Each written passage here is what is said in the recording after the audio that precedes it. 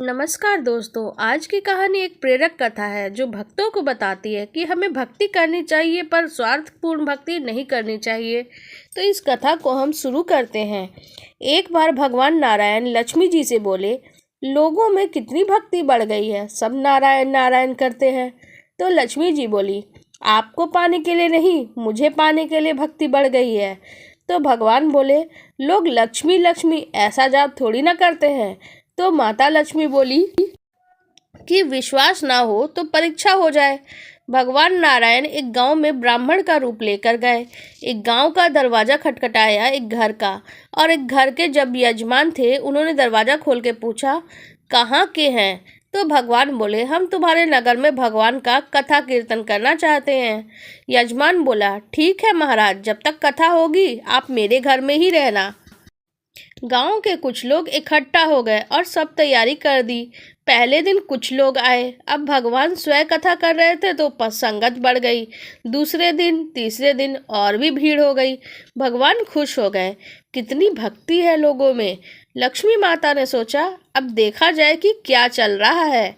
लक्ष्मी माता ने बुढ़ी माता का रूप लिया और उस नगर में पहुंची। एक महिला ताला बंद करके कथा में जा रही थी कि माता उसके द्वार पे पहुंची।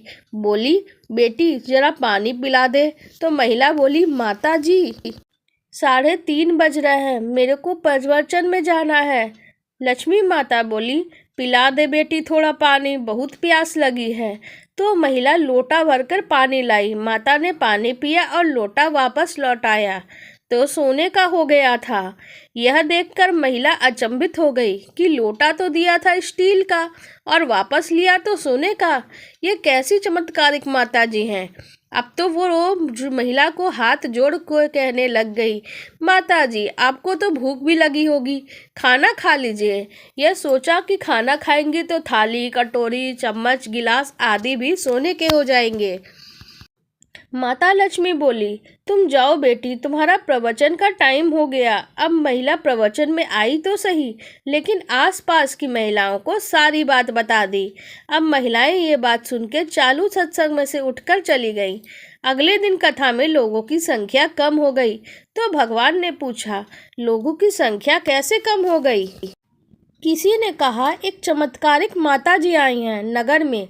जिस घर में दूध पीती हैं गिलास सोने का हो जाता है, थाली में रोटी सब्जी खाती हैं तो थाली सोने की हो जाती है। उसके कारण लोग प्रवचन में नहीं आते। भगवान नारायण समझ गए कि लक्ष्मी जी का आगमन हो चुका है। इतनी बात सुनते ही देखा जो यजमान सेठ जी थे वह भी उठ खड़े हुए और खिसक लिए। पहुँचे लक्ष्मी माता जी के पास। बोले, माता मैं तो भगवान की कथा का आयोजन कर रहा था, आपने मेरे घर को ही छोड़ दिया। लक्ष्मी माता बोली, तुम्हारे घर में मैं तो सबसे पहले आने वाली थी, लेकिन तुमने अपने जिस घर में कथाकार को टहलाया था ना, वो चला जाए तब मैं आऊँ। तो सेठ जी बोले, बस इतनी सी बात, अभी उनको धर्मशाला में कमरा दिलवा देता हूँ।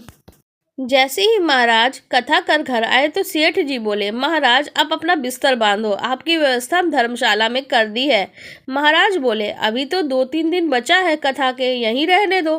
सेठ बोले, नहीं नहीं जल्दी जाओ, मैं कुछ नहीं सुनने वाला, किसी को मेहमान ठहराना है।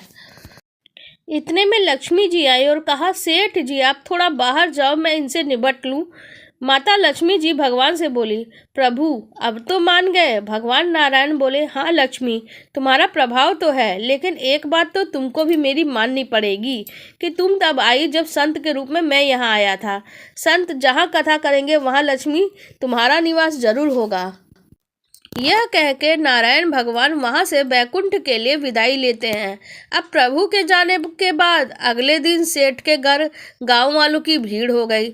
सभी चाहते थे कि यह माता सभी के घरों में बारी बारी से आए, पर यह क्या, माता लक्ष्मी ने सेठ और सभी गांव वालों को कहा कि अब मैं तो जा रही हूँ।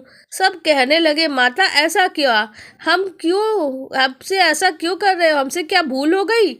माता ने कहा, अब मैं वहीं रहती हूँ जहाँ नारायण का वास होता है, आपने तो नारायण को ही निकाल दिया, मैं कैसे रह सकती हूँ। और ये कह के वो चली गई। शिक्षा ये है कि जो लोग केवल माता लक्ष्मी को पूजते हैं वो भगवान नारायण से तो दूर हो जाते हैं। अब नारायण की हम पूजा करेंगे तो लक्ष्मी जी तो वैसे ही पीछे पीछे आ जाएंगी, क्योंकि वो उनके बिना नहीं रह सकती। और जहाँ परमात्मा की याद है वहाँ पे लक्ष्मी जी का वास है। केवल लक्ष्मी जी के पीछे भागोगे तो ना माया मिलेगी ना राम। नारायण नारायण। आपको हमारी ये कथा कैसी लगी कमेंट सेक्शन में ज़रूर बताइए।